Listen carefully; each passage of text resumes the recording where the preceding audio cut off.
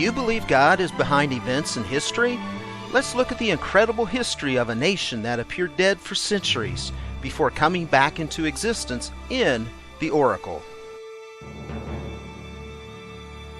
In the last episode, we looked at the year 2017, some June facts, years with 7, and a man compared to Cyrus called the Trumpet, or Donald Trump. In this episode, we will look at the similarities between the early church and now, Israel's future, similarities between Genesis and mainly Revelation. Replacement theology will be looked at, and then we will look at the Messiah, who is Jesus Christ. Jonathan Cahn says in the Oracle, the timing of the ancient calamity determines the timing of the restoration. The word from Jerusalem changed Rome, Western and world history. The original state was pagan and non-Christian, which is returning again. Early Christians were marginalized, ridiculed, vilified, and persecuted, which is increasing today. The church began to lose its connection to Israel. Now, the remnant is being connected to Israel.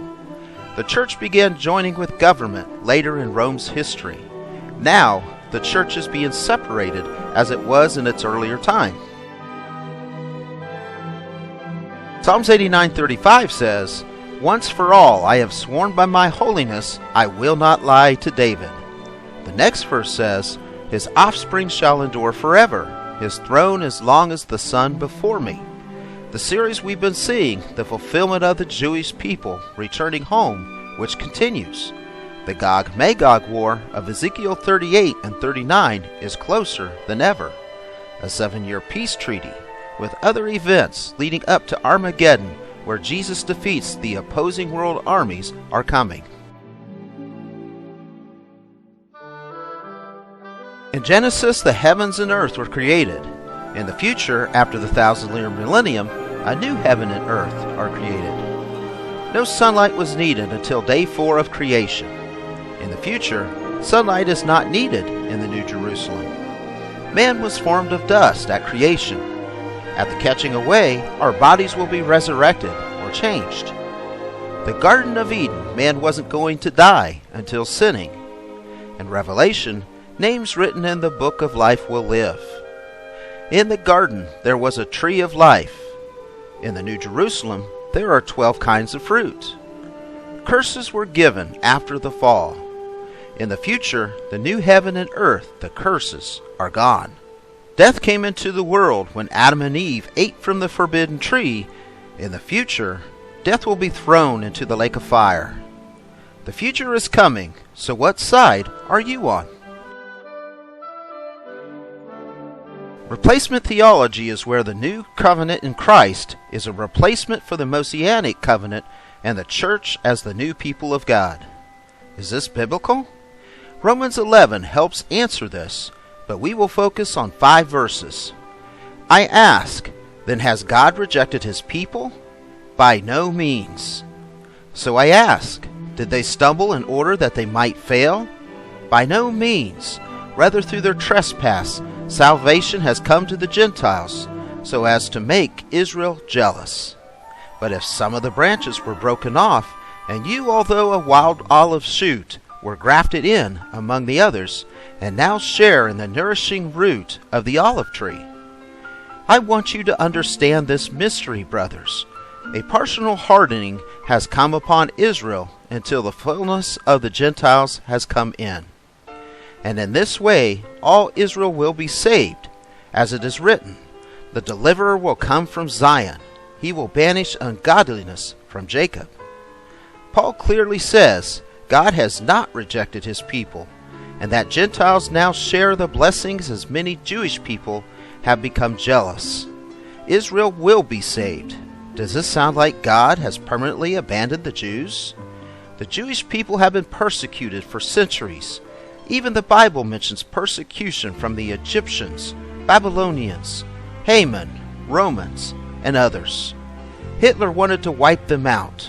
Stalin went after them, but they continue to survive as was promised to Abraham.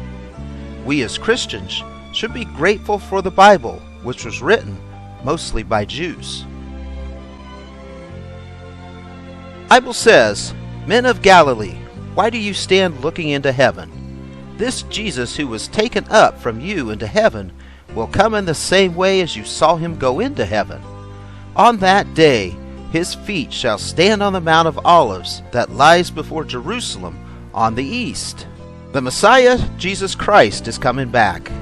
Know this first of all, that in the last days mockers will come with their mocking, following after their own lust, and saying, Where is the promise of his coming? For ever since the fathers fell asleep, all continues just as it was from the beginning of creation. The kingdom of the world has become the kingdom of our Lord and his Christ, and he shall reign forever and ever. Some may doubt Jesus' existence, but look at the prophecies of him being born in Bethlehem, riding a donkey, being rejected, killed. The Jewish Messiah, Jesus, became light for the Gentiles. After Messiah's departure, the disciples, Jerusalem, and Israel soon departed. As the Jewish people returned to Israel and Jerusalem, so must Messiah return. Wrapping up, we looked at parallels between the early Christians and now. We looked at aspects of creation and reversals or similar things coming. We looked at replacement theology, and is it biblical? Finally, we looked at the Messiah, Jesus Christ. In the next episode, we will, as Glenn Chestnut said, have a party. The first time Jesus came was to give us a way to salvation. The next time is as a conquering king. Why did Jesus go through everything he did? John 3:16 says, For God so loved the world that he gave his only begotten Son, that whoever believes in him shall not perish, but have eternal life. He loves us, but he gives us a choice if to believe in his Son, Jesus, or not. The Blue Letter Bible says of the word believes, to have a faith directed unto, believing or in faith to give oneself up to Jesus. Have you given your life to Jesus as Lord and Savior? Your answer will determine where you will spend eternity, with Jesus or with Satan. We see the harshness of this world, the pain, the suffering, the death. He will wipe away every tear from their eyes, and death shall be no more. Neither shall there be mourning, nor crying, nor pain any more, for the former things have passed away. If you are not following Jesus Christ as Lord and Savior, don't wait. Make today your day of salvation by clicking on the salvation prayer video shortly following. God bless you.